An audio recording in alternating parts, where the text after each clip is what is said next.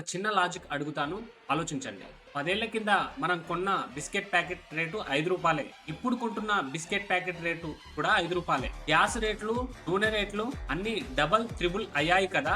మరి ఈ బిస్కెట్లు, చిప్స్ రేట్లు ఎందుకు పెరగట్లేదు? కంపెనీ వాళ్ళేమైనా మన మీద ప్రేమతో నష్టాలకు అమ్ముతున్నారా? ఛాన్సే లేదు. దీని వెనక ఒక పెద్ద స్కెచ్ ఉంది. ఆ స్కెచ్ పేరే సింక్ఫ్లేషన్.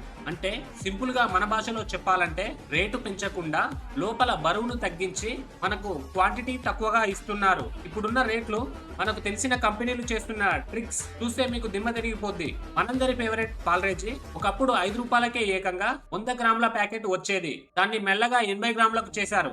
ఆ తర్వాత 65, 55, ఇప్పుడు చూస్తే ఏకంగా 50 గ్రాములకు తీసుకువచ్చారు. అంటే సగానికి సగం బిస్కెట్లు మాయం, కానీ రేటు మాత్రం అదే రూ. 5. ఒకప్పుడు లావుగా ఉండే మ్యాగీ ప్యాకెట్ ఇప్పుడు చూసారుగా ఎలా ఉందో. 100 గ్రాముల నుంచి 70 గ్రాములకు తగ్గించారు. రూ. 10 చిప్స్ ప్యాకెట్ కొంటే దానిలో చిప్స్ కంటే గాలి ఎక్కువగా ఉంటుంది. లెక్క పెట్టుకుంటే 10 చిప్స్ కూడా రావు. మనం వాడే బట్టల సబ్బు, స్నానం సబ్బు కూడా అంతే. ఒకప్పుడు చేతికి నిండుగా వచ్చేవి, ఇప్పుడు రేటు పెంచకుండా సైజు తగ్గించి చిన్న బిల్లగా మార్చేశారు. అసలు కంపెనీలు ఇలా ఎందుకు చేస్తున్నాయి? ఎందుకంటే మనకు రూ. 5, రూ. 10 పెట్టి కొనడం అలవాటు అయిపోయింది. వాళ్ళు రూ. 5 నుంచి రూపాయలకు వాళ్ళ రేటును పెంచితే జనాలు కొనడం మానేస్తారని వాళ్ళ భయం.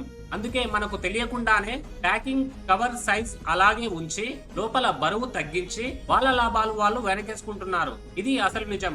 ఇక నుంచి మీరు షాప్ కు వెళ్లి ఏదైనా కొనేటప్పుడు రేటుతో పాటు వెనకాల గ్రాములు, బరువు కూడా ఎంతుందో ఖచ్చితంగా చెక్ చేసుకోండి. ఈ వీడియోపై మీ అభిప్రాయాన్ని కామెంట్ రూపంలో తెలియజేయండి. ఈ ముఖ్యమైన ఇన్ఫర్మేషన్ ని ప్రతి సామాన్యుడికి చేరేలా వెంటనే ఈ వీడియోని లైక్ చేసి అందరికీ షేర్ చేయండి. మన ఛానల్ ని సబ్స్క్రైబ్ చేసుకోండి. Thank you.